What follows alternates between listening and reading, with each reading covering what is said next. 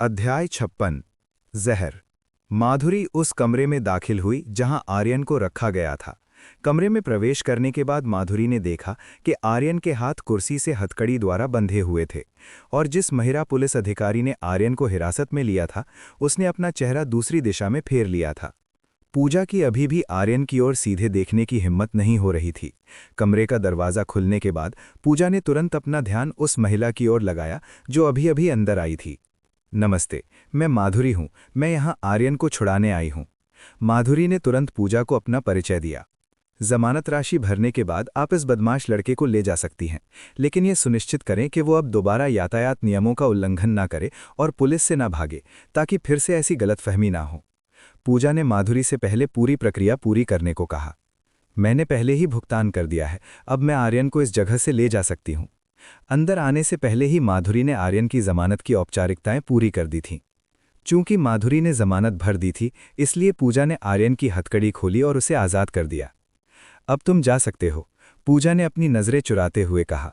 माधुरी समझ नहीं पा रही थी कि इस महिला पुलिसकर्मी का व्यवहार इतना अजीब क्यों था। चूंकि माधुरी का मुख्य उद्देश्य आर्यन को छुड़ाना था, इसलिए वो जल्द से जल्द उसे वहां से ले जाने लगी। एक मिनट रुकिए, मुझे पुलिस अधिकारी पूजा से एक और चीज़ चाहिए, आर्यन ने कहा और फिर पूजा की ओर बढ़ा। आर्यन को अपनी ओर आते देख पूजा बहुत तनाव में आ गई। ये बदमाश लड़का मुझसे क्या चाहता है? क्या ये फिर से मेरे साथ कुछ बुरा करना चाहता है? पूजा का दिमाग बेतहाशा चलने लगा। पुलिस अधिकारी पूजा, ये मेरी कार की चाबी है, मुझे ये वापस चाहिए। वास्तव में आर्यन केवल अपनी कार की चाबियां वापस मांगना चाहता था। पूजा ने सोचा भी नहीं था कि आर्यन केवल अपनी कार की चाबियां वापस मांगने आया है। उसने कुछ और ही अजीब सोच लिया था, जिससे उसे बहुत शर्मिंदगी महसूस हुई। पूजा ने तुरंत चाबी थमा दी ताकि आर्यन जल्दी से वहां से चला जाए। आर्यन और माधुरी के जाने के बाद पूजा तुरंत अपनी कुर्सी पर निढाल होकर बैठ गई। ये पहली बार था जब पूजा ने ऐसा कुछ महसूस किया था। उसे अचानक एक ऐसे लड़के में दिलचस्पी हो गई थी जो उम्र में उससे काफ़ी छोटा था। इसके अलावा वे दोनों लगभग एक दूसरे को चूमने ही वाले थे। पूजा ने अपनी उंगलियों से अपने होठों को छुआ। मेरा पहला चुंबन लगभग उस बदमाश लड़के ने छीन ही लिया था। लेकिन अगर सोचो तो वो बदमाश लड़का बहुत हैंडसम है, पूजा के मुंह से अनजाने में निकल गया। पूजा, पूजा, याद रखो तुम एक साधक हो और वो लड़का सिर्फ एक साधारण इंसान है। तुम दोनों एक ही दुनिया के नहीं हो। तुम उस बदमाश लड़के को कैसे पसंद कर सकती हो? हालांकि पूजा ने ये कहा, लेकिन वास्तव में वो कितनी भी कोशिश कर ले, आर्यन को भुला नहीं पा रही थी। आर्यन और माधुरी अब पुलिस स्टेशन के बाहर थे। हे भगवान आर्यन, हमें अलग हुए अभी कुछ घंटे ही हुए थे और तुमने पुलिस के साथ पंगा ले लिया, माधुरी ने मुस्कुराते हुए कहा। अब मैं और क्या कर सकता था? मैं बस अपने घर वापस जा रहा था कि अचानक पुलिस ने यातायात नियमों का उल्लंघन करने के लिए मेरा पीछा करना शुरू कर दिया। चूंकि मेरे पास ड्राइविंग लाइसेंस नहीं था, इसलिए मैंने भागने का फैसला किया। लेकिन किसे पता था कि जिस महिला से मैं टकराऊंगा वो सादे कपड़ों में एक पुलिस अधिकारी होगी। अगर मुझे पहले पता होता तो मैं निश्चित रूप से बहुत दूर चला जाता, जहां से मुझे पकड़ा गया था। हा, ये सुनकर तो मुझे हंसी आ रही है। सिर्फ इसलिए कि वो महिला सुंदर थी तुम उसके पास चले गए और ये नहीं जान पाए कि वो एक पुलिस अधिकारी है और उसने तुम्हें गिरफ्तार कर लिया। बेचारे आर्यन। माधुरी की बात सुनकर आर्यन कुछ नहीं कह पाया। आखिरकार गलती तो उसी की थी, क्योंकि वो पूजा की ओर आकर्षित हो गया था, जिस वजह से वो पकड़ा गया। चूंकि तुमने कहा कि तुम्हारे पास लाइसेंस नहीं है, इसलिए कल मैं तुम्हारे लिए एक लाइसेंस बनवा दूंगी, ताकि सड़क पर चलते समय तुम्हें दोबारा पुलिस से डरने की जरूरत ना पड़े। माधुरी ने आर्यन का लाइसेंस बनवाने का निश्चय किया। हाँ, बहुत बहुत धन्यवाद, मैंने तुम्हारे लिए बहुत परेशानी खड़ी कर दी है। आर्यन को लगा कि माधुरी उसके प्रति बहुत दयालु है। ये तुम क्या कह रहे हो? हम दोस्त हैं और दोस्तों को एक दूसरे की मदद करनी चाहिए। हाँ, तुम सही कह रही हो। अगर भविष्य में तुम्हें मेरी मदद की ज़रूरत हो तो मुझसे कहने में संकोच ना करना। आर्यन ने माधुरी को भविष्य में मदद करने का वादा किया। हाँ, ओ हाँ आर्यन, मैं अपनी दादी से मिलने जा रही हूँ। क्या तुम साथ आना चाहोगे? मेरी दादी उस व्यक्ति से मिलकर बहुत खुश होंगी जिसने उनकी जान बचाई थी। माधुरी ने आर्यन को अपने साथ चलने का न्योता दिया। हाँ ज़रूर, मैं तुम्हारे साथ चलूंगा। वैसे भी आज रात मेरे पास करने के लिए कुछ और नहीं है। आर्यन ने माधुरी की दादी से मिलने के निमंत्रण पर हामी भर दी। ये सुनकर माधुरी बहुत खुश हुई। तो फिर चलो चलते हैं। माधुरी अपनी कार में बैठ गई और आर्यन भी अपनी कार में। दोनों अपनी कारें चलाकर अस्पताल की ओर चल दिए। अस्पताल पहुंचने के बाद आर्यन और माधुरी तुरंत उस वार्ड की ओर बढ़े जहां माधुरी की दादी का इलाज हो रहा था। आर्यन आखिरकार माधुरी की दादी के वार्ड में पहुंचा। उसने देखा कि बेड पर लगभग 60 से 65 वर्ष की एक वृद्ध महिला लेटी हुई थी। माधुरी की दादी उस समय एक नर्स से बात कर रही थी। दादी, मैं वापस आ गई। माधुरी तुरंत अपनी दादी की ओर दौड़ी। बात कर रहे दोनों लोगों का ध्यान तुरंत माधुरी के आने की ओर गया। माधुरी, तुम आ गई। दादी ने उसे पुकारा और गले लगा लिया। जब आर्यन ने वार्ड में प्रवेश किया तो उसे एक जानी पहचानी गंध आई, लेकिन ये गंध सीतू दादी के वार्ड में क्यों थी? मिस माधुरी, चूंकि आप आ गई हैं इसलिए मैं अपना काम जारी रखूंगी। अगर कोई समस्या हो तो कृपया मुझे बुला लीजिएगा। नर्स ने तुरंत अनुमति ली और कमरे से बाहर चली गई। जब नर्स वार्ड से बाहर निकल रही थी तो वो दरवाजे पर खड़े एक अत्यंत सुंदर युवक को देखकर हैरान रह गई। उसने अपने जीवन में इतना सुंदर आदमी कभी नहीं देखा था। नर्स ने माधुरी की ओर देखा जो बहुत सुंदर थी। उसे लगा शायद ये सुंदर युवक माधुरी का बॉयफ्रेंड या प्रेमी है। नर्स को माधुरी से थोड़ी जलन हुई। अगर उसके पास माधुरी जैसी खूबसूरती होती तो उसे इस अस्पताल में काम करने की जरूरत नहीं होती। उसे बस एक अमीर हैंडसम आदमी ढूंढकर शादी करनी थी। लेकिन बदकिस्मती से ये केवल एक सपना ही रह सकता था। गुजरते समय नर्स ने आर्यन को देखकर मुस्कुराना नहीं भूली और आर्यन ने भी मुस्कुराहट से जवाब दिया। आर्यन माधुरी और उसकी दादी के पास पहुंचा जो गले मिल रही थीं। इस दृश्य ने आर्यन को उसके दादाजी की याद दिला दी जब वे जीवित थे। सीतू दादी ने एक सुंदर युवक को अपनी ओर आते देखा तो उन्होंने माधुरी को अपनी बाहों से छोड़ा और पूछा, माधुरी, ये सुंदर युवक कौन है? माधुरी को याद आया कि उसने अभी तक आर्यन का परिचय नहीं कराया था। दादी, ये मेरा सबसे अच्छा दोस्त आर्यन है। यही वो व्यक्ति है जिसने मुझे वो ब्रेसलेट बेचे थे। आप कह सकती हैं कि इसी ने आपकी जान बचाई है। सीतू दादी ने कहा, धन्यवाद बेटा, तुम्हारी वजह से मैं ठीक हो सकी। मुझे लगा था कि अब इस दुनिया में मेरे जीने की कोई उम्मीद नहीं बची है, लेकिन लगता है भगवान ने मुझे जीने का एक और मौका दिया है। दादी ने आर्यन का शुक्रिया अदा किया। सीतू दादी, आपको मेरा शुक्रिया अदा करने की जरूरत नहीं है। आपकी पोती माधुरी ही थी जिसने मुझसे वो ब्रेसलेट खरीदने की इच्छा जताई और मुझ पर भरोसा किया। चूंकि आर्यन ने उसे बेचा था इसलिए उसने इसे एक व्यापारिक सौदा माना और दादी का शुक्रिया विनम्रता से स्वीकार किया। तुम्हारा नाम आर्यन है। तुम सच में बहुत अच्छे लड़के हो। मेरा नाम सीतू राय है। अब से तुम मुझे सीतू दादी कह सकते हो। ठीक है सीतू दादी। चूंकि दादी ने अनुमति दे दी थी इसलिए आर्यन ने शालीनता से उन्हें इसी नाम से पुकारा। तभी माधुरी ने देखा कि दादी के हाथ में मौजूद ब्रेसलेट के 2 मन के काले पड़ चुके थे। आज सुबह केवल 1 मन का काला हुआ था, अब अचानक 2 कैसे हो गए? माधुरी को कुछ अजीब महसूस हुआ। सीतू दादी, क्या हुआ? उन्होंने देखा कि उनकी पोती उनकी कलाई को अजीब नजर से देख रही है। दादी, ये मन का कब काला हुआ? सुबह तो इसका रंग अभी भी रंगीन था। दादी ने तुरंत ब्रेसलेट को देखा और पाया कि 3 में से 2 मन के अब गहरे काले हो चुके हैं। दोपहर तक तो इसका रंग ठीक था, अब ये फिर से काला कैसे हो गया? दादी को भी अभी एहसास हुआ कि मन के फिर से काले पड़ गए हैं। माधुरी, क्या तुम जानती हो कि वास्तव में क्या हो रहा है? जब उसे जवाब नहीं मिला तो उसने आर्यन से पूछा, क्योंकि वही इस ब्रेसलेट के काम करने के तरीके को जानता था।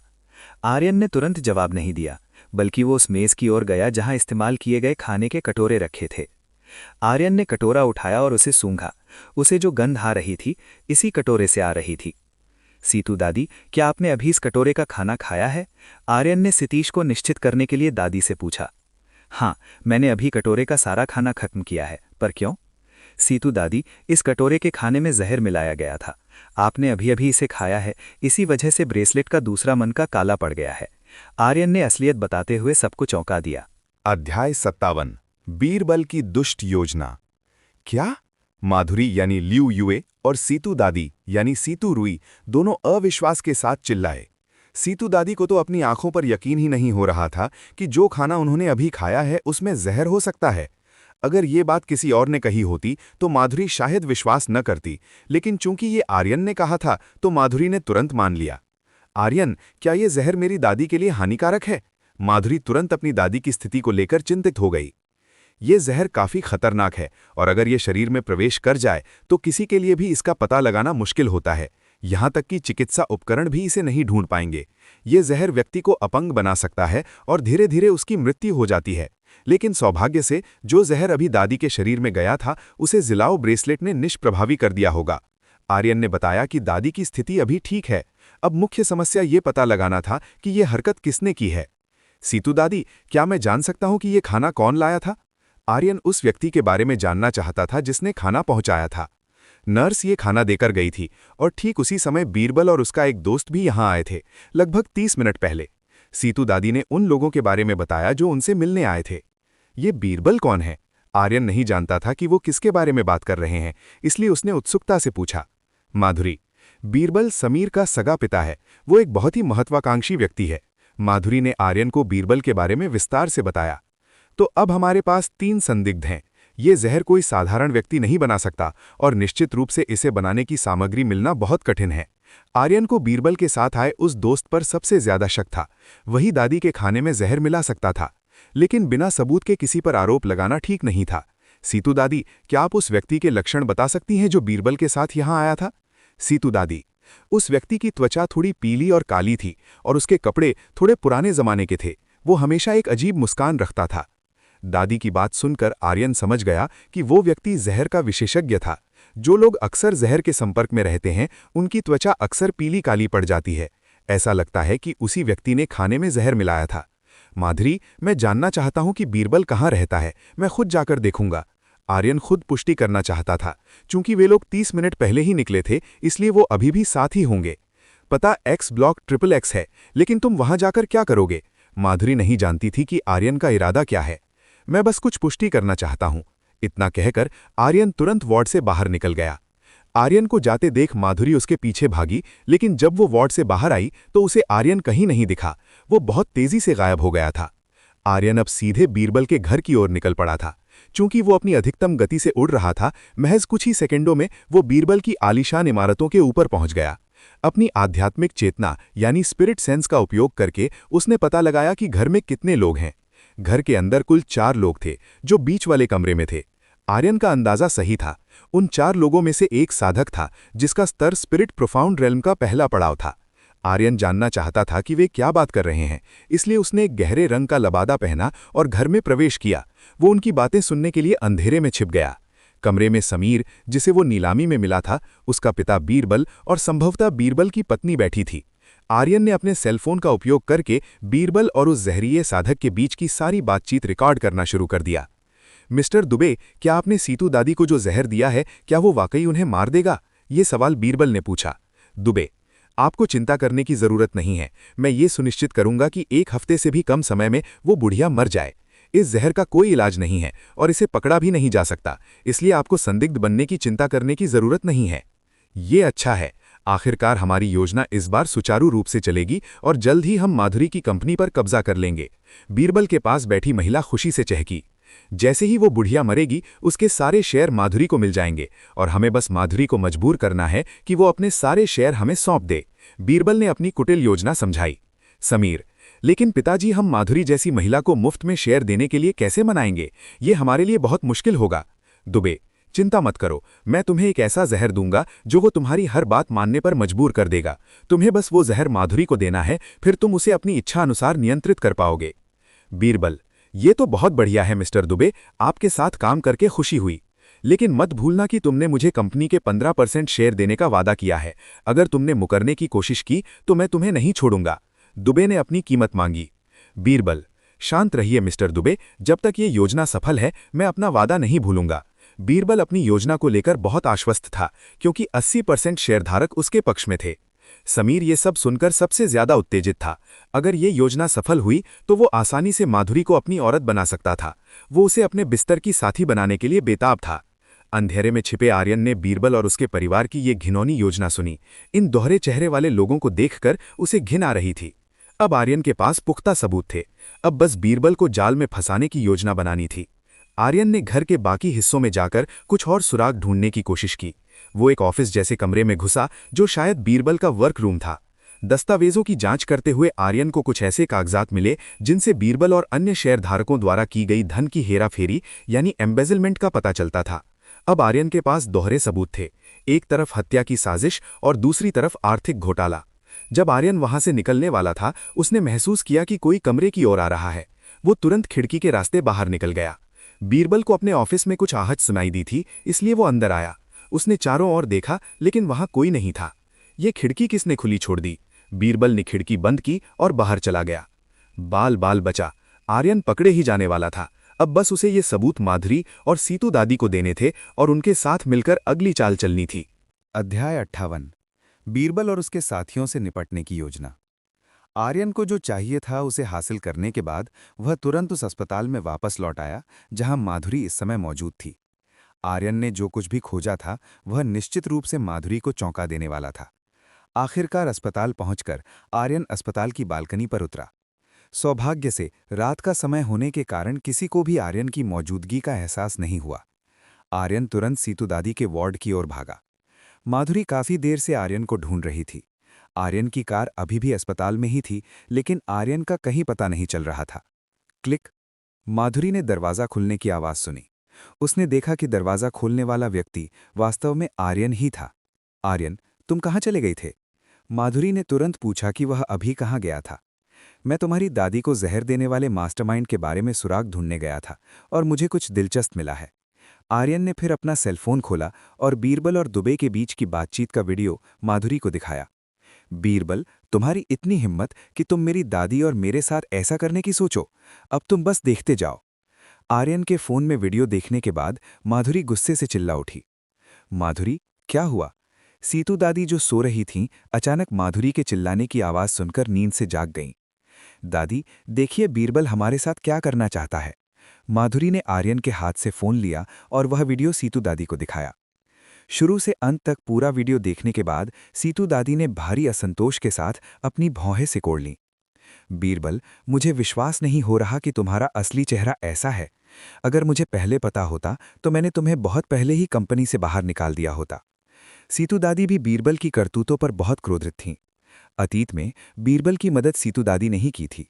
जब उसे काम ढूंढने में परेशानी हो रही थी और वह एक अत्यंत गरीब युवक था जिसके पास कुछ नहीं था, तब सीतू दादी ने उसे सहारा दिया और अपनी कंपनी में एक सम्मानजनक नौकरी दी थी। समय के साथ बीरबल ने अपने बेहतरीन काम के परिणाम दिखाए और वर्षों की मेहनत के बाद वह अंततः शिखर पर पहुंच गया। सीतू दादी ने उसे माधुरी की कंपनी का प्रतिनिधि नियुक्त किया था और वह उनका सबसे भरोसेमंद व्यक्ति बन गया था। लेकिन जिसे सीतू दादी सबसे वफादार समझती थीं, वह आस्तीन का सांप निकला। इसके अलावा बीरबल ने अब 80% शेयरधारकों को अपने पाले में कर लिया था।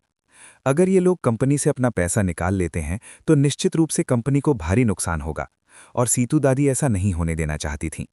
सीतू दादी, आर्यन, तुम्हें ये वीडियो कहाँ से मिला? उन्हें बहुत उत्सुकता थी कि आर्यन ने यह सब कैसे हासिल किया।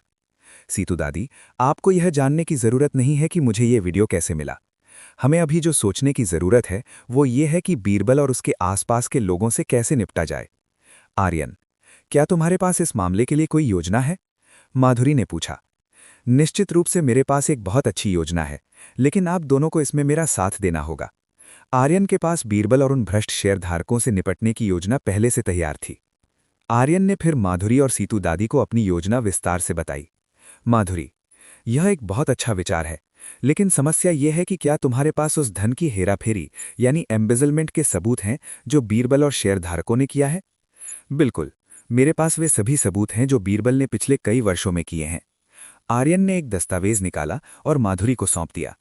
माधुरी ने तुरंत आर्यन के हाथ से दस्तावेज लिए और उनकी सामग्री देखी। उसे ये देखकर गहरा धक्का लगा कि बीरबल और कई शेयरधारकों ने कितनी बड़ी मात्रा में धन का गबन किया है। यह वास्तव में उनकी कंपनी में हुए हर एक गबन का कच्चा चिट्ठा था। माधुरी के मन में सवाल उठा कि आर्यन को यह सब कहां से मिला। आर्यन अब उसके लिए और भी रहस्यमयी होता जा रहा था। सीतू दादी भी उन दस्तावेजों को देखने के लिए उत्सुक थीं। जब उन्होंने गबन की गई राशि देखी तो उन्हें अपनी आंखों पर विश्वास नहीं हो रहा था। गबन किए गए कुल धन की कीमत माधुरी ग्रुप के वर्तमान कुल शेयरों के लगभग 30% के बराबर थी। यह एक बहुत बड़ी रकम थी और इतने सालों तक उन्हें इसके बारे में पता नहीं चला। ऐसा लग रहा था कि कंपनी के कई कर्मचारी भी बीरबल के साथ मिले हुए थे और वे सीतू दादी और माधुरी से यह गबन छिपा रहे थे। ये समस्या खत्म होने के बाद सीतू दादी निश्चित रूप से इन लोगों को ढूंढकर उन पर कानूनी कार्रवाई करेंगी। सीतू दादी, मैं आर्यन की योजना से सहमत हूं और हमें इसे कल जितनी जल्दी हो सके करना होगा। माधुरी, तुरंत सब कुछ ठीक से व्यवस्थित करो ताकि यह योजना 100% सफल हो सके। माधुरी, जी दादी, मैं इसे करने की पूरी कोशिश करूंगी। माधुरी ने तुरंत अपने सचिव को फोन किया और उसे निर्देश दिया कि कल दोपहर मुख्य कार्यालय में सभी शेयरधारकों की एक आपातकालीन मीटिंग बुलाई जाए। सीतू दादी, यह आपके लिए एक औषधि है। मुझे उम्मीद है कि इसे लेने के बाद आप जल्द ही पूरी तरह स्वस्थ हो जाएंगी। सीतू दादी, तुम्हारा बहुत बहुत धन्यवाद। उन्होंने शीशी स्वीकार कर ली। तो अब मैं घर चलता हूं। चूंकि रात काफी हो चुकी थी, आर्यन तुरंत अपने विला वापस जाना चाहता था। ठीक है, लेकिन कल की मीटिंग में आना मत भूलना। अध्याय 59 एक बनाम 100 लोग। आर्यन पार्किंग में गया और अपनी स्पोर्ट्स कार को परिद्वार के स्टोरेज में रख दिया। ये पता चलने के बाद कि परिद्वार में स्टोरेज रिंग से भी बड़ा स्टोरेज रूम है, आर्यन अब अपना सारा सामान वहीं रखता था। आर्यन उड़कर अपने विला वापस लौटा क्योंकि उसे लगा कि स्पोर्ट्स कार चलाने की तुलना में उड़ना बहुत तेज है। विला पहुंचकर आर्यन तुरंत परिद्वार के अंदर गया, लेकिन वहां प्रिया मौजूद नहीं थी। ऐसा लगा कि प्रिया परिद्वार के अंदर नहीं आई थी, जिससे आर्यन थोड़ा निराश हुआ। आर्यन, तुम किसे ढूंढ रहे हो? अवनी अचानक आर्यन के बगल में आकर खड़ी हो गई। अवनी, क्या प्रिया यहां नहीं आई? आर्यन ने पूछा। अवनी, प्रिया स्कूल के बाद यहां आई थी और मैंने उसे काफी देर तक यहां प्रशिक्षण दिया। शायद अब वो बहुत थक गई है। सच में? तुमने प्रिया को कैसा प्रशिक्षण दिया कि वो इतनी थक गई है? आर्यन को डर था कि कहीं अवनी ने प्रिया को बहुत कठोर प्रशिक्षण देकर उसे जरूरत से ज्यादा थका न दिया हो। अवनी, जाहिर है, शारीरिक और मानसिक प्रशिक्षण। प्रिया को जल्दी शक्तिशाली बनने के लिए इसी की जरूरत है। हालांकि उसकी साधना श्रेणी काफी ऊंची है, लेकिन उसकी शारीरिक शक्ति अभी भी कमजोर है, इसलिए मैंने उसे बहुत सख्त ट्रेनिंग दी। आर्यन जानता था कि एक साधक का मार्ग चलना आसान नहीं है। इस स्तर तक पहुंचने से पहले आर्यन ने भी वही सब सहा था जो प्रिया अभी अनुभव कर रही थी। आर्यन को याद आया कि गुरु वसंत ने उसे जो पहला प्रशिक्षण दिया था वो कितना कठिन था। उसमें 200 pushups, 200 sit-ups, 200 squat jump, 200 kilo वजन उठाना और 20 किलोमीटर दौड़ना शामिल था। लेकिन उसी कठोर व्यायाम की बदौलत आज आर्यन एक महान साधक बन पाया था। चूंकि प्रिया वहां नहीं थी, आर्यन अभ्यास कक्ष में साधना करने चला गया। जब आर्यन की साधना पूरी हुई और वो परिद्वार से बाहर निकला तो सुबह हो चुकी थी। आर्यन ने तुरंत स्नान किया और स्कूल के लिए निकल पड़ा। उसने कार का उपयोग नहीं किया क्योंकि वो अपने स्कूल में सबकी नज़रों में नहीं आना चाहता था। जब आर्यन उस सड़क से गुजरा जहां से वो रोज पैदल जाता था तो उसे कुछ अजीब लगा। आमतौर पर इस रास्ते पर बहुत भीड़ होती थी, लेकिन आज वहां एक भी व्यक्ति नजर नहीं आ रहा था। जब आर्यन ने अपनी आध्यात्मिक चेतना का उपयोग किया तो उसने देखा कि लगभग 100 लोग धारदार हथियार लिए कई जगहों पर छिपे हुए थे। आर्यन को महसूस हुआ कि उस पर हमला होने वाला है, लेकिन उसने अनजान होने का नाटक किया और चुपचाप आगे बढ़ता रहा। जैसे ही आर्यन उन लोगों के छिपने की जगह के ठीक सामने पहुंचा, वे सब एक एक करके अपने हथियारों के साथ बाहर निकल आए। वहां लगभग 100 गुंडे जमा थे। वे लोग आर्यन से कुछ मीटर की दूरी पर खड़े हो गए और भीड़ के बीच से रास्ता बनाया। ऐसा लग रहा था कि कतार के पीछे से जो व्यक्ति निकल रहा था वो उनका बॉस था। उस व्यक्ति ने फर का कोट पहना हुआ था और मुंह में सिगार दबा रखा था।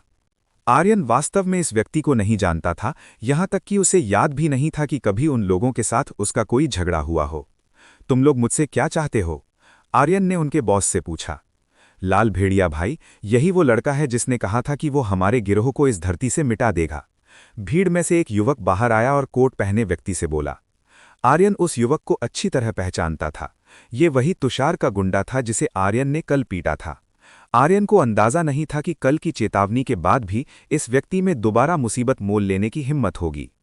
अब किसका इंतजार कर रहे हो? जल्दी जाओ और उस लड़के को मार डालो, मुझे उसका सर चाहिए। लाल भेड़िया गिरोह के बॉस ने अपने सभी आदमियों को आर्यन को जान से मारने का आदेश दे दिया। वे 100 लोग चिल्लाते हुए आर्यन को मारने के लिए उसकी ओर झपटे। लेकिन ये साधारण लोग आर्यन का मुकाबला कैसे कर सकते थे? आर्यन को इन लोगों को हराने के लिए केवल अपने खाली हाथों की जरूरत थी। धड़ाम धड़ाम धड़ाम आर्यन पर हमला करने वाले गुंडे एक एक करके हवा में उड़ने लगे। खाली हाथ वाला एक अकेला युवक हथियारों से लैस 100 लोगों के खिलाफ लड़ रहा था। ये एक ऐसा दृश्य था जिसकी कल्पना कोई सामान्य मनुष्य नहीं कर सकता था। लेकिन परिणाम देखकर लोगों को अपनी आंखों पर यकीन नहीं हो रहा था। एक अकेला लड़का वास्तव में 100 लोगों को धूल चटा रहा था। लाल भेड़िया गिरोह का बॉस ये देखकर सन्न रह गया। उसे आर्यन रणभूमि में कहर बरपाने वाले किसी सेनापति जैसा लग रहा था और उसका कोई भी आदमी आर्यन को नहीं रोक पा रहा था। 100 लोग देखते ही देखते 50 रह गए, 50 से 25 और अंत में सभी 100 लोग खून से लथपथ होकर जमीन पर दर्द से कराह रहे थे। बॉस को अपनी आंखों पर विश्वास नहीं हो रहा था। उसके लिए आर्यन अब एक डरावना राक्षस बन चुका था। आर्यन धीरे धीरे लाल भेड़िया बॉस की ओर बढ़ने लगा। पास मत आना, वरना मैं गोली चला दूंगा। बॉस ने अपने कोट की जेब से बंदूक निकाली और आर्यन के सीने पर तान दी। आर्यन ने उसकी धमकी की परवाह नहीं की और उसकी ओर बढ़ता रहा। ठाएं! लाल भेड़िया गिरोह के बॉस ने आर्यन के सिर का निशाना लेकर गोली चला दी। आर्यन को ऐसा महसूस हुआ जैसे किसी ने उसे एक छोटा सा कंकड़ दे मारा हो। उसने अपनी गति बढ़ाई और सीधे बॉस के सामने पहुंच गया। इस बॉस का नाम लखन था। जब लखन ने देखा कि आर्यन पर गोलियों का कोई असर नहीं हो रहा है तो उसका पूरा शरीर डर के मारे कांपने लगा और वो सड़क पर गिर पड़ा।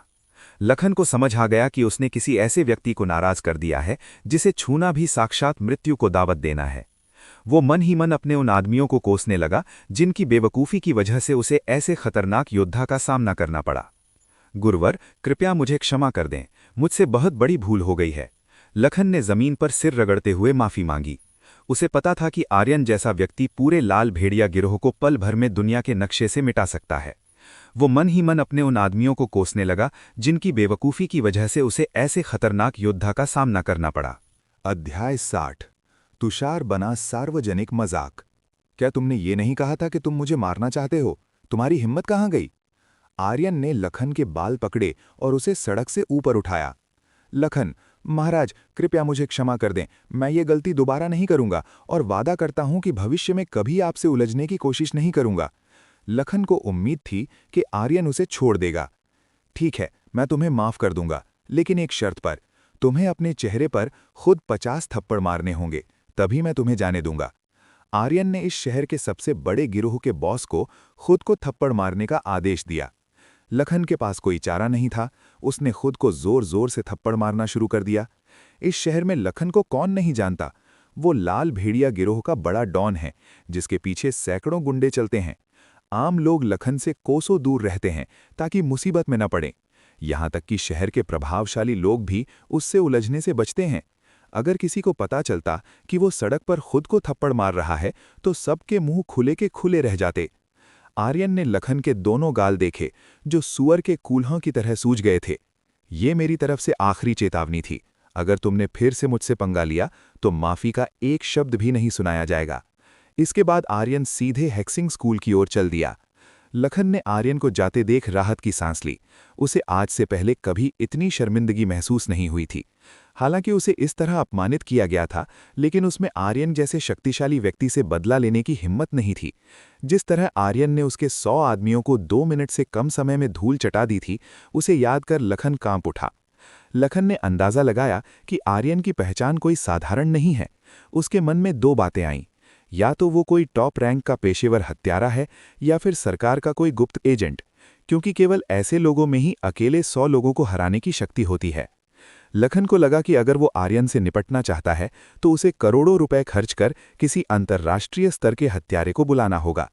लेकिन एक आदमी को मारने के लिए इतना पैसा फेंकने के बजाय उसने उस पैसे को खुद के ऐशो आराम पर खर्च करना बेहतर समझा।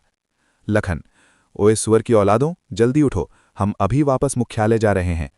लखन ने अपने कुछ गुंडों को जगाने के लिए लात मारी।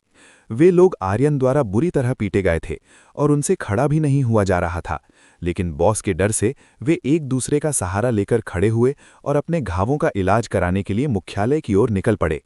आर्यन आखिरकार अपनी कक्षा में पहुंचा। प्रिया पहले ही आ चुकी थी। उसने देखा कि प्रिया हमेशा की तरह कोई किताब नहीं पढ़ रही थी, बल्कि अपनी कुर्सी पर आंखें बंद करके बैठी थी। आर्यन धीरे से प्रिया के करीब गया। प्रिया को उसके आने का आभास नहीं हुआ। आर्यन ने झुककर प्रिया के गाल पर एक हल्का सा चुंबन लिया। देवी राग तकनीक का अभ्यास कर रही प्रिया अचानक चौंक गई और अपनी पलकें खोल दी। प्रिया ने आर्यन को मुस्कुराते हुए देखा। आर्यन, तुमने तो मुझे डरा ही दिया, मुझे लगा कोई और है। वो घबरा गई थी, लेकिन जब उसने देखा कि वो आर्यन है तो उसने राहत की सांस ली। प्रिया, मैं तुम्हें बहुत याद कर रहा था। तुम कल रात परिद्वार में क्यों नहीं आई? आर्यन जानना चाहता था।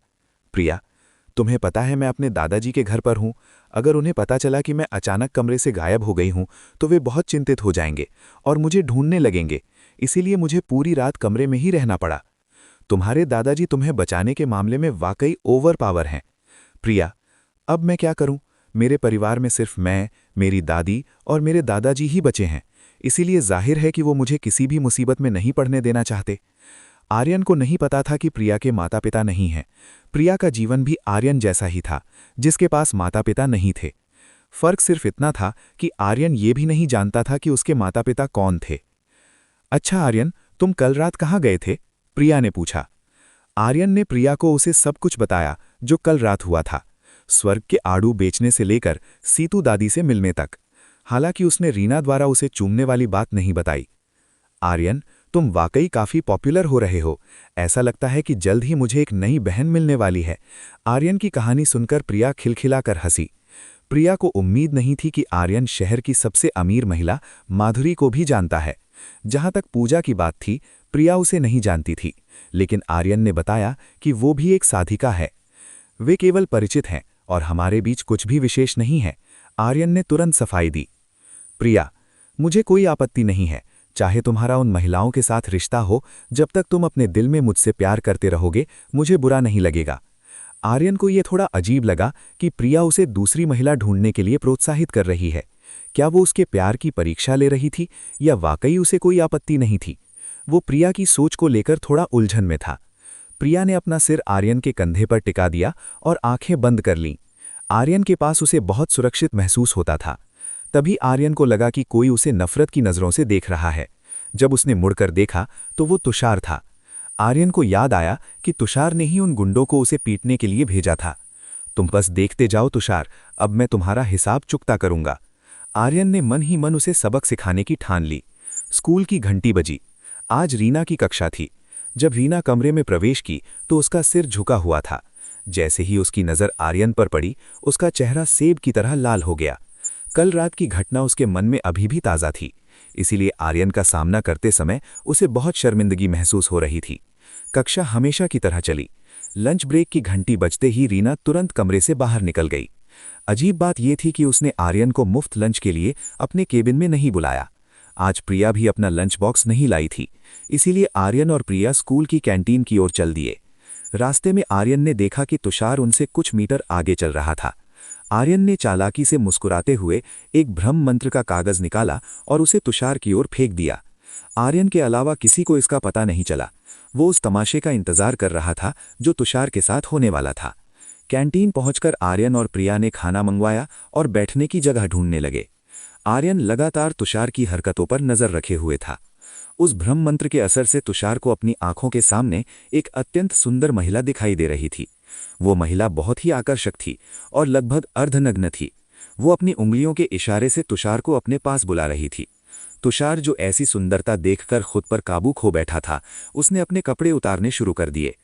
वो सिर्फ अपने अंडरवियर में रह गया और उस काल्पनिक महिला की ओर झपटा। आह, बचाओ! कैंटीन के सभी छात्रों का ध्यान अचानक उस व्यक्ति की ओर गया जो मदद के लिए चिल्ला रहा था। जब छात्रों ने ये नज़ारा देखा तो सबके मुंह खुले के खुले रह गए। उन्हें अपनी आंखों पर विश्वास नहीं हो रहा था। तुषार, जो सिर्फ अंडरवियर में था, एक दूसरे छात्र के साथ अश्लील हरकत करने की कोशिश कर रहा था। दरअसल वो जिसे महिला समझ रहा था वो एक लड़का था। ये वही तुषार था जो स्कूल का नामी गुंडा माना जाता था। लोग उसे रोकने की कोशिश कर रहे थे, लेकिन तुषार के अंदर उस समय एक अजीब सी ताकत आ गई थी। तुषार एक जंगली जानवर की तरह व्यवहार कर रहा था। जो लोग उसे उस छात्र से अलग करने की कोशिश कर रहे थे, तुषार उन्हें जोर जोर से थप्पड़ मार रहा था। उसके भ्रम में वे लोग केवल मक्खियां थीं जो उसे अपनी सुंदर महिला से मिलने में बाधा डाल रही थीं। शिक्षकों और सुरक्षा गार्डों को जैसे ही इसकी खबर मिली, वे तुरंत वहां पहुंचे। जल्द ही शिक्षकों ने तुषार को काबू में किया और रस्सियों से बांध दिया ताकि वो विरोध न कर सके। शिक्षकों और गार्डों ने तुषार को वहां से घसीटते हुए बाहर निकाला। सभी छात्र आपस में कानाफूसी करने लगे। कुछ ने तो वीडियो बनाकर सोशल मीडिया पर डाल दिया।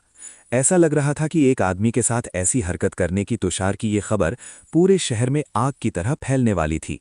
अध्याय 61, सार्वजनिक शत्रु बनना। तुषार के साथ जो कुछ भी हुआ उसे देखकर आर्यन को बहुत संतोष हुआ और वो मन ही मन मुस्कुराया।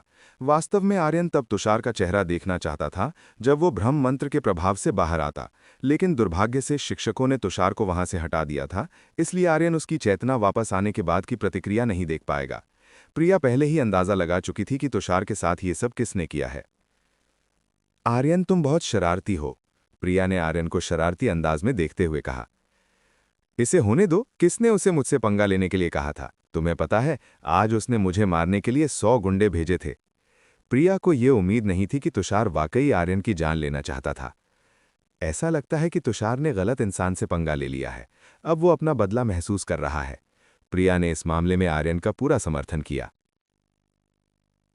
अब तुषार सार्वजनिक रूप से अपना चेहरा दिखाने की कभी हिम्मत नहीं करेगा। आर्यन ने मुस्कुराते हुए तुषार की बदकिस्मती पर टिप्पणी की। ये दुनिया एक क्रूर जगह है। अगर आर्यन के पास शक्ति ना होती तो शायद अभी वो अस्पताल में पड़ा होता। अगर आर्यन पर्याप्त कठोरता नहीं दिखाता तो तुषार निश्चित रूप से उसे परेशान करना जारी रखता। आर्यन तो फिर भी दयालु था कि उसने तुषार को अपाहिज या मानसिक रूप से विक्षिप्त नहीं बनाया। आर्यन और प्रिया ने जो खाना मंगवाया था वो आ गया और दोनों ने तुरंत अपना भोजन करना शुरू कर दिया। ओह, ये कौन है? क्या तुम आर्यन की प्रेमिका नहीं हो? ऐसा लगता है कि तुमने आर्यन को छोड़कर कोई नया सुंदर लड़का ढूंढ लिया है। मैं जानती थी कि तुम आर्यन जैसे गरीब लड़कों को ज्यादा बर्दाश्त नहीं कर पाओगी। एक महिला की आवाज ने आर्यन और प्रिया को खाना खाते समय टोका। ये आवाज आर्यन के लिए बहुत परिचित थी। जाहिर है ये टीना और कमलेश थे। ये दोनों हमेशा आर्यन को परेशान करने का कोई मौका नहीं छोड़ते थे।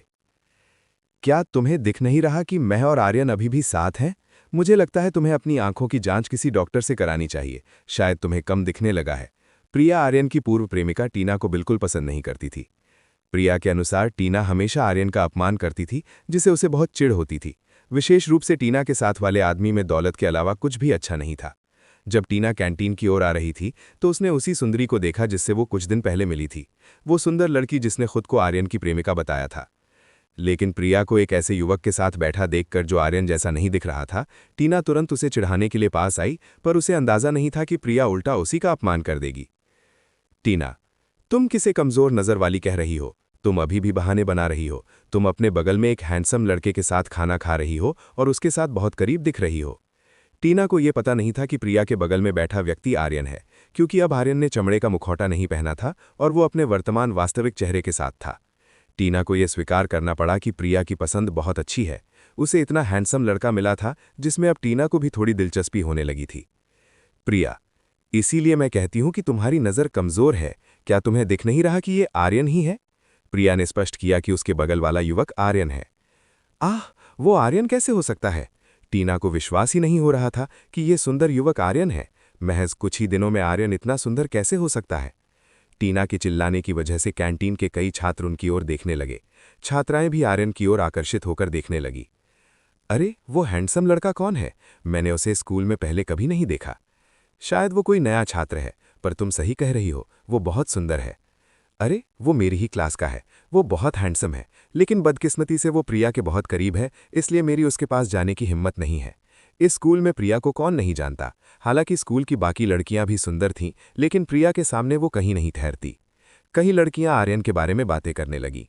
टीना को ये रास नहीं आया कि आर्यन उससे ज्यादा लोकप्रिय हो रहा है, इसलिए उसने उसे सार्वजनिक रूप से नीचा दिखाने की सोची। टीना, आर्यन, तुमने पक्का अपने चेहरे की सर्जरी करवाई है ना? वरना ये कैसे संभव है कि कुछ ही दिनों में तुम ऐसे बदल जाओ? टीना को शक था कि आर्यन ने प्लास्टिक सर्जरी कराई है। मेरे पास इतने पैसे कहां से आएंगे? तुम्हारी कल्पना बहुत ऊंची है। आर्यन ने टीना के आरोपों को खारिज कर दिया। टीना को आर्यन की बात पर यकीन नहीं हुआ। जरूर तुमने अपनी प्रेमिका से अपनी सर्जरी का सारा खर्चा उठवाया होगा। पक्का यही हुआ होगा। इस बार टीना ने सोचा कि प्रिया एक अमीर लड़की है, तो उसके लिए आर्यन की सर्जरी के पैसे देना बहुत आसान होगा। आर्यन उसे सब कुछ समझाने पर समय बर्बाद नहीं करना चाहता था। वो अब जो था वही था, तो वो टीना को सफाई क्यों दे? आर्यन अब वहां और नहीं रुकना चाहता था। वो अपने आसपास मंडराती महिलाओं की नज़रों को महसूस कर सकता था, और दूसरी ओर कई पुरुष छात्र उसे नफरत से देख रहे थे, क्योंकि उसने उनकी देवी प्रिया का दिल जीत लिया था। प्रिया, चलो यहां से चलते हैं। आर्यन ने प्रिया को कैंटीन छोड़ने के लिए कहा। प्रिया ने अभी अपना खाना पूरी तरह खत्म नहीं किया था, लेकिन चूंकि आर्यन जाना चाहता था इसलिए वो उसके साथ चल पड़ी। आर्यन ने तुरंत खाने का बिल चुकाया और वहां से निकलने लगा। हे आर्यन, कहाँ भाग रहे हो? क्या तुम ये मानने से डर रहे हो कि तुमने सर्जरी करवाई है? हा, मैं जानती हूं कि तुम में ये मानने की हिम्मत नहीं है कि तुम अपनी प्रेमिका के टुकड़ों पर पलने वाले एक गिगलो यानी वाइट फेस हो। क्या तुम्हें शर्म नहीं आती? टीना ने इतनी जोर से चिल्लाकर कहा कि कैंटीन में मौजूद हर व्यक्ति ने उसे सुना। आर्यन को टीना की बातों से कोई फर्क नहीं पड़ा। उसके लिए टीना उस कुत्ते की तरह थी जिसका पट्टा खुला हो। उस पर समय बर्बाद करना बेकार था। हो सकता है आर्यन को फर्क ना पड़ा हो, लेकिन प्रिया के लिए ये बहुत ज्यादा था। वो अभी तक टीना के व्यवहार को सहन कर रही थी, लेकिन जब उसने आर्यन का लगातार अपमान किया तो प्रिया का गुस्सा फूट पड़ा। न केवल प्रिया, बल्कि कुछ अन्य छात्राएं जो आर्यन को पसंद करने लगी थीं, वे भी टीना की बातों से चिढ़ गईं और उसे शत्रुतापूर्ण नजरों से देखने लगी। दूसरों का अपमान करने से पहले तुम्हें खुद का चेहरा आईने में देखना चाहिए। क्या तुम महज एक रखेल नहीं हो जिसे तुम्हारे बगल में खड़ा ये आदमी पाल रहा है? प्रिया ने सीधे पलटवार किया। कमलेश, जो शुरू में काफी गर्व से खड़ा था, उसका चेहरा काला पड़ गया। प्रिया की बात उसे ऐसी लगी जैसे किसी ने उसके मुंह पर गंदगी फेंक दी हो। टीना भी प्रिया की बात से तिलमिला गई। तुम किसे रखेल कह रही हो? तुम्हारे जैसे सुंदर चेहरे वाली लड़की ही रखेल बनने के लायक है। जैसे ही टीना ने यह जोर से कहा, कैंटीन के कई छात्र उसकी ओर गुस्से से देखने लगे। अभी अभी किसी ने उनके दिल की देवी प्रिया को अपशब्द कहे थे। प्रिया के गुप्त चाहने वाले टीना पर आग बबूला हो गए। कमलेश भीड़ की उस गुस्से भरी नजरों को महसूस कर सकता था। उसे डर लगा कि अगर वे यहां वर रुके तो वे इन लोगों का निशाना बन सकते हैं। इसलिए कमलेश तुरंत टीना को घसीटते हुए वहां से ले गया। कमलेश, तुम मुझे क्यों घसीट रहे हो? अभी मेरी उससे बात पूरी नहीं हुई है, टीना ने शिकायत की। कमलेश ने कुछ नहीं कहा और बस उसे कैंटीन से बाहर खींच ले गया। कमलेश के डर को देखकर आर्यन और प्रिया ने एक दूसरे की ओर देखा और मुस्कुरा दिए। अध्याय 62।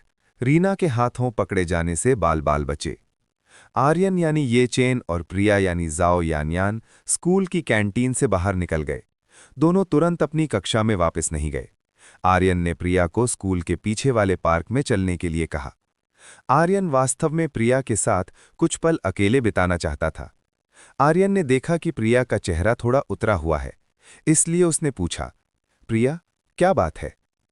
मैं अभी भी उस लड़की टीना से थोड़ा परेशान हूं।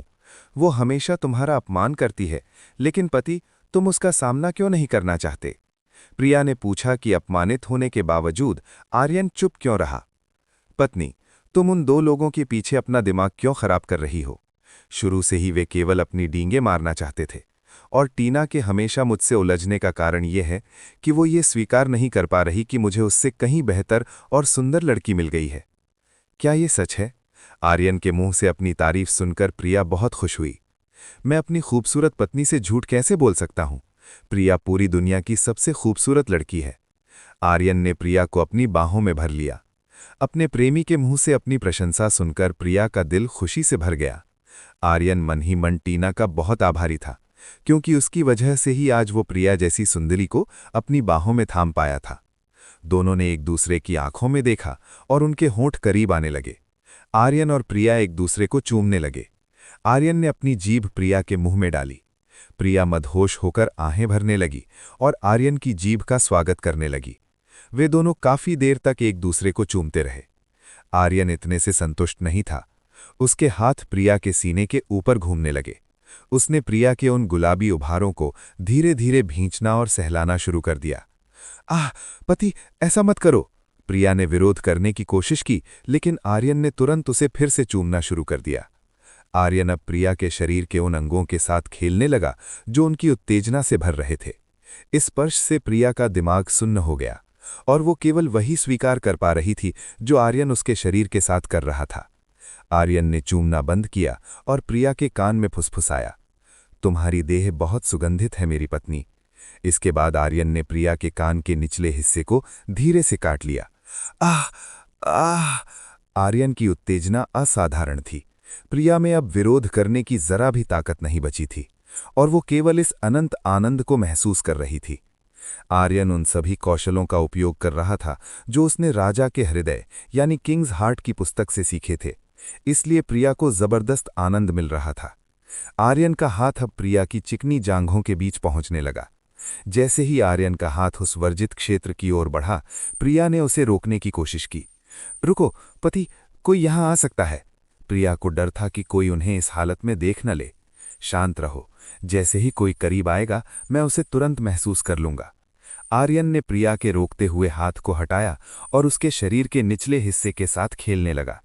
जैसे जैसे आर्यन उस प्रतिबंधित क्षेत्र के साथ खेल रहा था, प्रिया को और भी अधिक सुख का अनुभव होने लगा। प्रिया ने फिर से आर्यन को चूमा और दोनों आनंद में डूबे रहे। प्रिया अपने नितंबों के पास आर्यन की मर्दानगी की कठोरता महसूस कर सकती थी। मेरी पत्नी, मैं चाहता हूं, आर्यन ने प्रिया के कान में कहा। प्रिया जानती थी कि आर्यन उससे क्या चाहता है, लेकिन चूंकि वे खुले में थे इसलिए वो बहुत शर्मिंदा थी। नहीं पति, अभी नहीं। मैं तुमसे वादा करती हूं कि आज रात को करेंगे, ठीक है? लेकिन पति, मुझे बहुत बेचैनी हो रही है। क्या तुम मुझे इस हाल में छोड़ दोगी? आर्यन ने शिकायत की कि उसका छोटा भाई युद्ध के लिए पूरी तरह तैयार था। प्रिया ने देखा कि आर्यन की जांघों के बीच काफी उभार था। उसने किताबों में पढ़ा था कि मनुष्यों के लिए ऐसी स्थिति बहुत असहज होती है। पति, क्या होगा अगर मैं अपने हाथों से तुम्हारी मदद करूं? प्रिया ने शर्माते हुए कहा। आर्यन सहमत हो गया। वो प्रिया को एक ऐसी बेंच पर ले गया जो बिल्कुल कोने में थी और जहां से उन्हें कोई नहीं देख सकता था। प्रिया आर्यन के पैरों के बीच घुटनों के बल बैठ गई। वो आर्यन के कपड़ों के ऊपर से ही उस बड़े उभार को देख सकती थी। उसने हिचकिचाते हुए आर्यन की जिप खोली। जब आर्यन का विशाल अंग बाहर आया तो प्रिया उसे देखकर दंग रह गई। उसे विश्वास ही नहीं हो रहा था कि कल इतनी बड़ी चीज उसके शरीर के अंदर प्रवेश कर गई थी। प्रिया का हाथ आर्यन के अंग को छूने लगा। वो महसूस कर सकती थी कि वो बहुत गर्म और खर्त है। एक हाथ उसे थामने के लिए पर्याप्त नहीं था, इसलिए प्रिया ने दोनों हाथों का उपयोग किया। प्रिया की सांसें तेज हो गई थीं और उसका चेहरा सुर्ख लाल हो गया था। उसने धीरे धीरे अपने हाथों को ऊपर नीचे करना शुरू कर दिया। आर्यन को प्रिया के हाथों की कोमलता बहुत सुखद लग रही थी। आर्यन के चेहरे पर आनंद देख प्रिया ने अपने हाथों की गति और तेज कर दी। 15 मिनट बीत गए, लेकिन आर्यन अभी भी मुक्त नहीं हुआ था। प्रिया के हाथ अब थकने लगे थे। आर्यन, तुम अभी तक बाहर नहीं आए, मेरे हाथ बहुत थक गए हैं। प्रिया ने शिकायत की कि उसका छोटा भाई युद्ध के लिए पूरी तरह तैयार था। प्रिया ने देखा कि आर्यन की जांघों के बीच काफी उभार था। उसमें किताबों में पढ़ा था कि मनुष्यों के लिए ऐसी स्थिति बहुत असहज होती है। पति, क्या होगा अगर मैं अपने हाथों से तुम्हारी मदद करूं? प्रिया ने शर्माते हुए कहा। आर्यन सहमत हो गया। वो प्रिया को एक ऐसी बेंच पर ले गया जो बिल्कुल कोने में थी और जहां से उन्हें कोई नहीं देख सकता था। प्रिया आर्यन के पैरों के बीच घुटनों के बल बैठ गई। वो आर्यन के कपड़ों के ऊपर से ही उस बड़े उभार को देख सकती थी। उसने हिचकिचाते हुए आर्यन की जिप खोली। जब आर्यन का विशाल अंग बाहर आया तो प्रिया उसे देखकर दंग रह गई। उसे विश्वास ही नहीं हो रहा था कि कल इतनी बड़ी चीज उसके शरीर के अंदर प्रवेश कर गई थी। प्रिया का हाथ आर्यन के अंग को छूने लगा। वो महसूस कर सकती थी कि वो बहुत गर्म और खर्त है। एक हाथ उसे थामने के लिए पर्याप्त नहीं था, इसलिए प्रिया ने दोनों हाथों का उपयोग किया। प्रिया की सांसें तेज हो गई थीं और उसका चेहरा सुर्ख लाल हो गया था। उसने धीरे धीरे अपने हाथों को ऊपर नीचे करना शुरू कर दिया। आर्यन को प्रिया के हाथों की कोमलता बहुत सुखद लग रही थी। आर्यन के चेहरे पर आनंद देख प्रिया ने अपने हाथों की गति और तेज कर दी। 15 मिनट बीत गए, लेकिन आर्यन अभी भी मुक्त नहीं हुआ था। प्रिया के हाथ अब थकने लगे थे। आर्यन, तुम अभी तक बाहर नहीं आए, मेरे हाथ बहुत थक गए हैं। प्रिया ने शिकायत की कि उसका छोटा भाई युद्ध के लिए पूरी तरह तैयार था। प्रिया ने देखा कि आर्यन की जांघों के बीच काफी उभार था। उसने किताबों में पढ़ा था कि मनुष्यों के लिए ऐसी स्थिति बहुत असहज होती है। पति, क्या होगा अगर मैं अपने हाथों से तुम्हारी मदद करूं? प्रिया ने शर्माते हुए कहा। आर्यन सहमत हो गया। वो प्रिया को एक ऐसी बेंच पर ले गया जो बिल्कुल कोने में थी और जहां से उन्हें कोई नहीं देख सकता था। प्रिया आर्यन के पैरों के बीच घुटनों के बल बैठ गई। वो आर्यन के कपड़ों के ऊपर से ही उस बड़े उभार को देख सकती थी। उसने हिचकिचाते हुए आर्यन की जिप खोली। जब आर्यन का विशाल अंग बाहर आया तो प्रिया उसे देखकर दंग रह गई। उसे विश्वास ही नहीं हो रहा था कि कल इतनी बड़ी चीज उसके शरीर के अंदर प्रवेश कर गई थी। प्रिया का हाथ आर्यन के अंग को छूने लगा। वो महसूस कर सकती थी कि वो बहुत गर्म और खर्त है। एक हाथ उसे थामने के लिए पर्याप्त नहीं था, इसलिए प्रिया ने दोनों हाथों का उपयोग किया। प्रिया की सांसें तेज हो गई थीं और उसका चेहरा सुर्ख लाल हो गया था। उसने धीरे धीरे अपने हाथों को ऊपर नीचे करना शुरू कर दिया। आर्यन को प्रिया के हाथों की कोमलता बहुत सुखद लग रही थी। आर्यन के चेहरे पर आनंद देख प्रिया ने अपने हाथों की गति और तेज कर दी। 15 मिनट बीत गए, लेकिन आर्यन अभी भी मुक्त नहीं हुआ था। प्रिया के हाथ अब थकने लगे थे। आर्यन, तुम अभी तक बाहर नहीं आए, मेरे हाथ बहुत थक गए हैं। प्रिया ने शिकायत की कि उसका छोटा भाई युद्ध के लिए पूरी तरह तैयार था। प्रिया ने देखा कि आर्यन की जांघों के बीच काफी उभार था। उसने किताबों में पढ़ा था कि मनुष्यों के लिए ऐसी स्थिति बहुत असहज होती है। पति, क्या होगा अगर मैं अपने हाथों से तुम्हारी मदद करूं? प्रिया ने शर्माते हुए कहा। आर्यन सहमत हो गया। वो प्रिया को एक ऐसी बेंच पर ले गया जो बिल्कुल कोने में थी और जहां से उन्हें कोई नहीं देख सकता था। प्रिया आर्यन के पैरों के बीच घुटनों के बल बैठ गई। वो आर्यन के कपड़ों के ऊपर से ही उस बड़े उभार को देख सकती थी। उसने हिचकिचाते हुए आर्यन की जिप खोली। जब आर्यन का विशाल अंग बाहर आया तो प्रिया उसे देखकर दंग रह गई। उसे विश्वास ही नहीं हो रहा था कि कल इतनी बड़ी चीज उसके शरीर के अंदर प्रवेश कर गई थी। प्रिया का हाथ आर्यन के अंग को छूने लगा। वो महसूस कर सकती थी कि वो बहुत गर्म और खर्त है। एक हाथ उसे थामने के लिए पर्याप्त नहीं था, इसलिए प्रिया ने दोनों हाथों का उपयोग किया। प्रिया की सांसें तेज हो गई थीं और उसका चेहरा सुर्ख लाल हो गया था। उसने धीरे धीरे अपने हाथों को ऊपर नीचे करना शुरू कर दिया। आर्यन को प्रिया के हाथों की कोमलता बहुत सुखद लग रही थी। आर्यन के चेहरे पर आनंद देख प्रिया ने अपने हाथों की गति और तेज कर दी। 15 मिनट बीत गए, लेकिन आर्यन अभी भी मुक्त नहीं हुआ था। प्रिया के हाथ अब थकने लगे थे। आर्यन, तुम अभी तक बाहर नहीं आए, मेरे हाथ बहुत थक गए हैं। प्रिया ने शिकायत की कि उसका छोटा भाई युद्ध के लिए पूरी तरह तैयार था। प्रिया ने देखा कि आर्यन की जांघों के बीच काफी उभार था। उसने किताबों में पढ़ा था कि मनुष्यों के लिए ऐसी स्थिति बहुत असहज होती है। पति, क्या होगा अगर मैं अपने हाथों से तुम्हारी मदद करूं? प्रिया ने शर्माते हुए कहा। आर्यन सहमत हो गया। वो प्रिया को एक ऐसी बेंच पर ले गया जो बिल्कुल कोने में थी और जहां से उन्हें कोई नहीं देख सकता था। प्रिया आर्यन के पैरों के बीच घुटनों के बल बैठ गई। वो आर्यन के कपड़ों के ऊपर से ही उस बड़े उभार को देख सकती थी। उसने हिचकिचाते हुए आर्यन की जिप खोली। जब आर्यन का विशाल अंग बाहर आया तो प्रिया उसे देखकर दंग रह गई। उसे विश्वास ही नहीं हो रहा था कि कल इतनी बड़ी चीज उसके शरीर के अंदर प्रवेश कर गई थी। प्रिया का हाथ आर्यन के अंग को छूने लगा। वो महसूस कर सकती थी कि वो बहुत गर्म और खर्त है।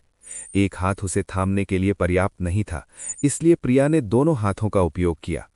प्रिया की सांसें तेज हो गई थीं और उसका चेहरा सुर्ख लाल हो गया था। उसने धीरे धीरे अपने हाथों को ऊपर नीचे करना शुरू कर दिया। आर्यन को प्रिया के हाथों की कोमलता बहुत सुखद लग रही थी। आर्यन के चेहरे पर आनंद देख प्रिया ने अपने हाथों की गति और तेज कर दी। 15 मिनट बीत गए, लेकिन आर्यन अभी भी मुक्त नहीं हुआ था। प्रिया के हाथ अब थकने लगे थे। अध्याय 63। दादाजी विजय। स्कूल की छुट्टी की घंटी आखिरकार बज गई। प्रिया, ज़ोयान्यान, अब इसके बाद तुम क्या करोगी? आर्यन ने पूछा। प्रिया, लगता है मैं अवनी चुयोचंद दीदी के साथ अभ्यास करूंगी। तुम्हें पता है, जब से मैंने देवी राग तकनीक सीखी है, वाद्य यंत्र बजाने की मेरी क्षमता बहुत बढ़ गई है। प्रिया को संगीत के उपकरणों से बहुत लगाव था, इसलिए वो इस तकनीक के अभ्यास को लेकर काफी उत्साहित थी। प्रिया, मेरे पास तुम्हारे लिए एक उपहार है। आर्यन ने तब एक औषधि की शीशी निकाली। इस शीशी के भीतर आत्मा अवशोषण सोल अब्जॉर्प्शन नाम की 4 गोलियां थीं, जो प्राण ऊर्जा को सोखने की गति को बढ़ा सकती थीं। पति, मुझे इन गोलियों की जरूरत नहीं है, आप इन्हें अपने लिए इस्तेमाल करें। मैंने तो अभी तक वे मज्जा शोधन गोलियां भी इस्तेमाल नहीं की हैं जो आपने कल दी थीं। प्रिया ने मना कर दिया, क्योंकि उसे लगा कि ये आर्यन के लिए अधिक उपयोगी होंगी। सच कहूं तो ये गोली मेरे लिए बहुत उपयोगी नहीं है, क्योंकि मेरा साधना स्तर पहले से ही काफी ऊंचा है, लेकिन तुम्हारे लिए ये बहुत काम आएगी। आर्यन ने प्रिया को वे गोलियां स्वीकार करने के लिए मजबूर किया। प्रिया बहुत भावुक हो गई। उसने गोलियां ली और अपने बैग में रख ली। आर्यन, ओ हाँ प्रिया, मेरे पास तुम्हारे लिए एक और उपहार है। अपना हाथ आगे बढ़ाओ। प्रिया ने आज्ञाकारी भाव से अपना हाथ आगे बढ़ाया। आर्यन ने तब एक अंगूठी निकाली और उसे प्रिया की मध्यमा उंगली में पहना दिया। आर्यन ने देखा था कि प्रिया के पास अभी तक कोई भंडारण अंगूठी नहीं थी। चूंकि आर्यन के पास परिद्वार का असीमित भंडारण स्थान था, इसलिए उसने अपनी पुरानी भंडारण अंगूठी प्रिया को देने का फैसला किया। आर्यन को हृदय के आकार की अंगूठी देखते प्रिया खेल उठी। ये क्या है पति? क्या ये सगाई की अंगूठी है? प्रिया को लगा कि ये उनके प्रेम की निशानी है। आर्यन सुनकर मुस्कुराया। प्रिया, ये एक भंडारण अंगूठी है, तुम अपनी सारी चीजें इसके अंदर रख सकती हो। आर्यन ने उसे इसके जादुई कार्यों के बारे में समझाया। प्रिया को पहले कभी ऐसी अंगूठी के बारे में पता नहीं था। निश्चित रूप से ये बहुत कीमती और महंगी चीज रही होगी। आर्यन ने फिर प्रिया को सिखाया कि इसका उपयोग कैसे करना है। सौभाग्य से इस अंगूठी की प्रणाली बहुत कठिन नहीं थी और प्रिया ने जल्दी ही इसका उपयोग करना सीख लिया। पति, ये तो बहुत कमाल की चीज है, अब मैं अपने सारे कपड़े इसके अंदर रख सकती हूँ। ये सुनकर आर्यन अपनी कुर्सी से गिरते गिरते बचा कि जिस जादुई अंगूठी का उपयोग अस्त्र शस्त्र, औषधियों और गुप्त तकनीकी पुस्तकों को रखने के लिए किया जाता है, प्रिया उसका उपयोग अपनी अलमारी के रूप में करना चाहती थी। खैर, चूंकि आर्यन ने इसे प्रिया को दे दिया था, वो इसका जैसे चाहे उपयोग कर सकती थी। आर्यन, स्कूल के गेट के सामने एक सुंदर वयस्क महिला तुम्हें ढूंढ रही है। एक सहपाठी आर्यन के पास आया और उसे खबर दी। वो कौन है? मैं नहीं जानता, लेकिन उसने ऑफिस की औपचारिक पोशाक ओएल आउटफिट पहनी है और वो एक बहुत ही शानदार स्पोर्ट्स कार चला रही है। ठीक है, मैं अभी वहां पहुंचता हूं। पति, ऐसा लगता है कि जल्द ही मुझे एक और बहन मिलने वाली है। प्रिया खिलखिलाकर हंसी। प्रिया, ये केवल एक सामान्य मित्र है, तुम कुछ ज्यादा ही उम्मीद कर रही हो। आर्यन ने तुरंत सफाई दी। सामान्य मित्र? प्रिया को विश्वास नहीं हुआ कि उस महिला का आर्यन के साथ रिश्ता सिर्फ दोस्ती का है। अब इंतजार किस बात का, चलो उससे मिलते हैं। प्रिया ने आर्यन को प्रोत्साहित किया। वो भी जानना चाहती थी कि वो महिला कौन है। स्कूल के गेट पर पहुंचने पर आर्यन ने देखा कि वो महिला माधुरी थी। माधुरी आज बहुत आकर्षक लग रही थी। वहां से गुजरने वाले छात्रों से एकटक देख रहे थे। माधुरी, तुम यहां क्या कर रही हो? आर्यन ने पास जाकर पूछा। जाहिर है मैं तुम्हें लेने आई हूं, मुझे डर था कि तुम नहीं आओगे। वो आर्यन को देखकर मुस्कुराई। ये देखकर कि इतनी सुंदर महिला आर्यन के करीब है, कई लड़कों की आंखों में जलन साफ दिख रही थी। वे मन ही मन कह रहे थे, अरे भाई, तुम्हारे पास पहले से ही स्कूल की सुंदरी है और फिर बाहर दूसरी औरतों से मिल रहे हो। जब मैंने आने का वादा किया है तो मैं जरूर आऊंगा। ओ हाँ प्रिया, मिलो, ये प्रिया है, मेरी प्रेमिका। आर्यन ने प्रिया का परिचय माधुरी से कराया। तभी आर्यन को अपने पीछे से एक तीखी नजर महसूस हुई। माधुरी ने तुरंत प्रिया की ओर देखा। वो देख सकती थी कि प्रिया अत्यंत सुंदर थी। उसे मानना पड़ा कि प्रिया उससे भी ज्यादा प्यारी लग रही थी। जब माधुरी ने सुना कि आर्यन की प्रेमिका है तो उसे अपने दिल में थोड़ी सी कमी महसूस हुई। नमस्ते, मैं माधुरी हूं, तुमसे मिलकर खुशी हुई। उसने हाथ बढ़ाया। प्रिया ने भी हाथ मिलाया। नमस्ते माधुरी दीदी, मेरा नाम प्रिया है, आपसे मिलकर अच्छा लगा। दोनों एक दूसरे को देख मुस्कुरा रही थी, पर कोई भी हाथ छोड़ने को तैयार नहीं था। आर्यन ने स्थिति को भांपते हुए माहौल को हल्का करने के लिए कहा, माधुरी, क्यों ना हम तुरंत मीटिंग वाली जगह पर चलें? ओह, तुम सही कह रहे हो, चलो कंपनी चलते हैं। प्रिया छोटी बहन, आज के लिए मैं तुम्हारे बॉयफ्रेंड को उधार ले जा रही हूं। माधुरी ने प्रिया को थोड़ा चिढ़ाया। इतना कहकर माधुरी कार में बैठ गई और ड्राइविंग सीट संभाल ली। ठीक है प्रिया, मैं चलता हूं, रात को मेरा इंतजार करना। विदा लेकर आर्यन कार में बैठ गया। ये सुनकर प्रिया का चेहरा शर्म से लाल हो गया।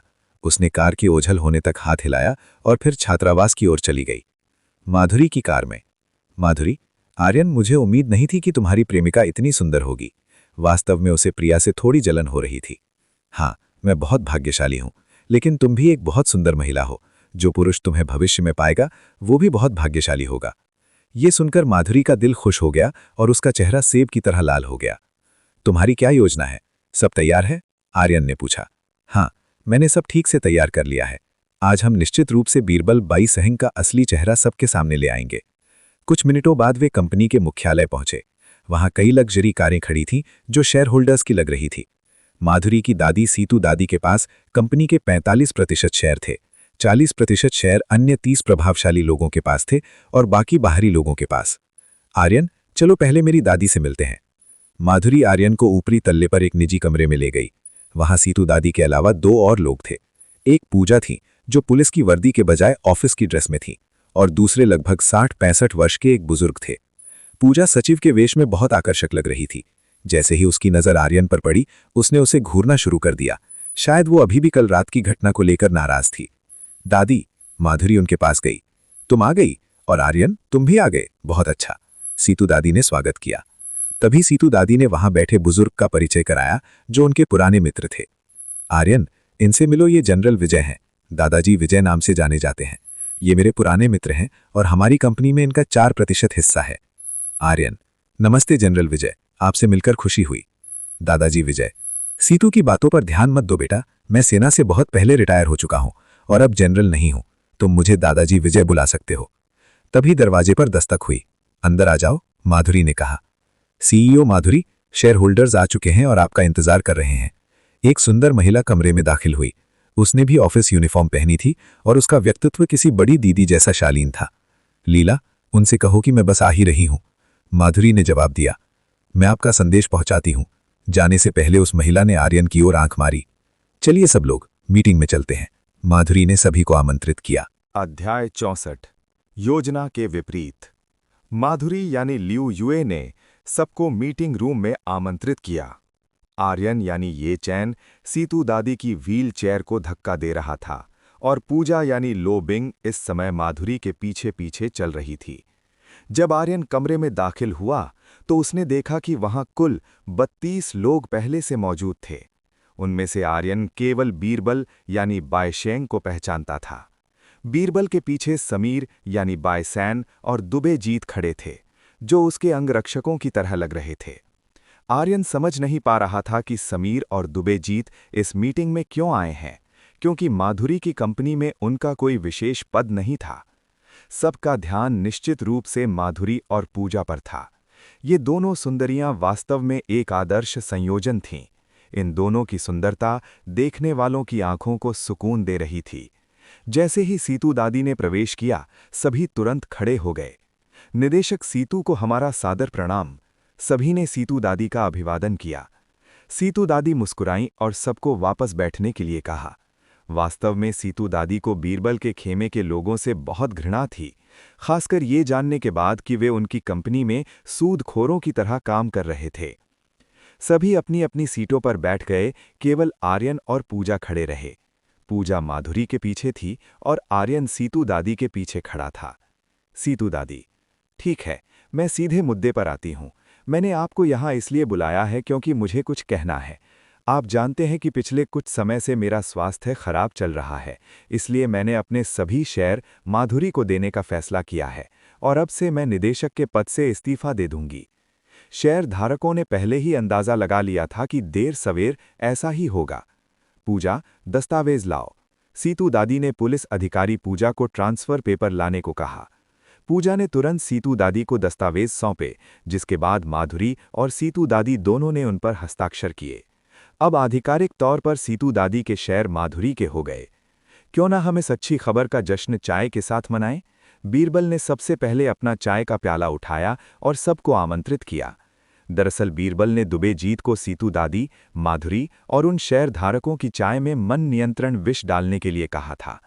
आर्यन को कमरे में प्रवेश करते ही चाय में कुछ गड़बड़ महसूस हो गई थी। उसे अंदाजा हो गया था कि इस चाय में दुबे जीत ने जहर मिलाया है। सीतू दादी और सुश्री माधुरी, क्यों ना मैं आपके लिए विशेष चाय बनाऊं? आर्यन ने तुरंत खुद को माधुरी और सीतू दादी के सेवक के रूप में पेश किया और माधुरी को आंख मारकर इशारा भी किया। माधुरी एक चतुर महिला थी। उसने आर्यन के साथ तालमेल बिठाया। हाँ, कृपया हमेशा की तरह स्वादिष्ट चाय बनाओ। ये सुनकर बीरबल का चेहरा काला पड़ गया। उसे उम्मीद नहीं थी कि ये मामूली सा लड़का उसकी परफेक्ट योजना में दखल देगा। सीईओ माधुरी, निदेशक सीतू, ये चाय पूरी दुनिया में सबसे बेहतरीन स्वाद वाली है। इसकी कीमत बहुत अधिक है। क्यों ना ये चाय बीरबल जी के पीछे खड़े इन दो लोगों को दे दी जाए? आर्यन तुरंत वो चाय समीर और दुबे जीत की ओर ले गया। समीर ने अपने पिता की अनुमति देख दांत पीसते हुए आर्यन के हाथ से चाय ले ली। अब ये मेरे इस दोस्त के लिए भी है। इस बार आर्यन ने चाय दुबे जीत की ओर बढ़ाई। दुबे जीत ने चाय नहीं ली, बल्कि मुस्कुराया। लड़के, क्या तुम्हें पता है कि मुझे उन लोगों से सबसे ज्यादा नफरत है जो मेरे काम में दखल देते हैं? तुम क्या कह रहे हो दोस्त? मैं कुछ समझा नहीं। आर्यन ने अनजान बनने का नाटक किया। मेरे सामने मूर्ख बनने की कोशिश मत करो। इतना कहकर दुबे जीत ने अपने कमीज के पीछे से एक सुई निकाली और सीधे आर्यन के सीने में घोंप दी। सीने में सुई चुभते ही आर्यन फर्श पर गिर पड़ा और बेहोश हो गया। आर्यन! माधुरी और सीतू दादी घबराकर चिल्लाईं। बीरबल, तुम्हारे आदमी ने आर्यन के साथ क्या किया? माधुरी भड़क गई। दुबे जीत: बीरबल, मैं खेल खेल कर थक गया हूं। चलो अब इस योजना को खत्म करते हैं। दुबे जीत सीधे माधुरी और सीतू दादी की ओर बढ़ा। पूजा, पुलिस अधिकारी, कृपया उस आदमी को गिरफ्तार करें। माधुरी ने उम्मीद जताई। पूजा ने अपने बैग से एक निद्रा चूर्ण निकालकर हवा में फेंका। एक एक करके लोग बेहोश होने लगे। आर्यन! बेहोश होने से पहले माधुरी ने आखिरी बार उसका नाम पुकारा। तो तुम भी एक साधक हो। लगता है मुझे एक सुंदर नई गुड़िया मिलने वाली है। हा हा हा, दुबे जीत ने पूजा को देखते हुए कहा। वो नहीं जानता था कि वो खुद शिकार बनने वाला है। पूजा का चेहरा शांत और ठंडा था। जब तक तुम खुद को कानून के हवाले नहीं कर देते, तब तक मैं तुम्हारे साथ सख्ती नहीं करूंगी, पूजा ने दुबे जीत से कहा। पर दुबे जीत ने हार नहीं मानी और पूजा की ओर जहरीले नुकीले हथियार दाग दिए। अध्याय 65। पूजा बनाम दुबे जीत। पूजा ने अपनी हथेली उठाई। एक नीली रोशनी ने उसकी पूरी हथेली को घेर लिया। पूजा ने अपनी हथेली का उपयोग दुबे जीत द्वारा फेंकी गई सुइयों को विक्षेपित करने के लिए किया। खनक खनक। जब दुबे जीत की सुइयां पूजा की हथेली से टकराएं तो एक काफी तेज आवाज हुई, जैसे वे फौलाद से टकरा रही हों। दुबे जीत ने जो सुइयां फेंकी थी उनमें एक गोली के समान शक्ति थी, लेकिन पूजा ने उन्हें अपने नंगे हाथों से आसानी से मोड़ दिया। मैंने तुम्हें आखिरी मौका दिया था, जल्दी करो और खुद को कानून के हवाले कर दो। पूजा का चेहरा अभी भी पहले की तरह ही भावहीन था। पूजा ने दुबे जीत को अपने लिए खतरा तक नहीं समझा। आखिरकार उसकी साधना का स्तर अर्थ प्रोफाउंड रेल्म के चरण पर था, जबकि दुबेजीत की साधना का स्तर केवल स्पिरिट प्रोफाउंड रेल्म के शुरुआती चरणों में था। उनकी शक्ति का अंतर बहुत अधिक था। यही कारण था कि पूजा को दुबेजीत को हराने का 100% भरोसा था। जहर के क्षेत्र में एक अभ्यासी होने के नाते दुबेजीत की शारीरिक युद्ध शक्ति काफ़ी कमज़ोर कही जा सकती थी, लेकिन उसके पास कई ऐसे जहर थे जो उसके शत्रुओं के लिए खतरा बन सकते थे। भले ही पूजा की शक्ति उससे कहीं अधिक थी, फिर भी दुबेजीत को यकीन था कि वो इस लड़ाई में पूजा को हरा देगा। दुबेजीत ये नहीं जानता था कि उनकी शक्ति का अंतर स्वर्ग और पृथ्वी के समान है। मजाक मत करो, तुम एक स्त्री हो। भले ही तुम्हारी शक्ति मुझसे ऊपर है, इसका मतलब ये नहीं कि तुम मुझे आसानी से हरा सकती हो। मुझे तुम्हें दिखाने दो कि एक विष साधक कितना डरावना होता है। दुबेजीत की त्वचा का रंग बदलकर काला पड़ने लगा, यहाँ तक कि उसके शरीर से भाप निकलने लगी जैसे वो आग पर हो। जो कोई भी दुबेजीत की त्वचा को छुएगा, वो निश्चित रूप से सीधे इस जहर की चपेट में आ जाएगा।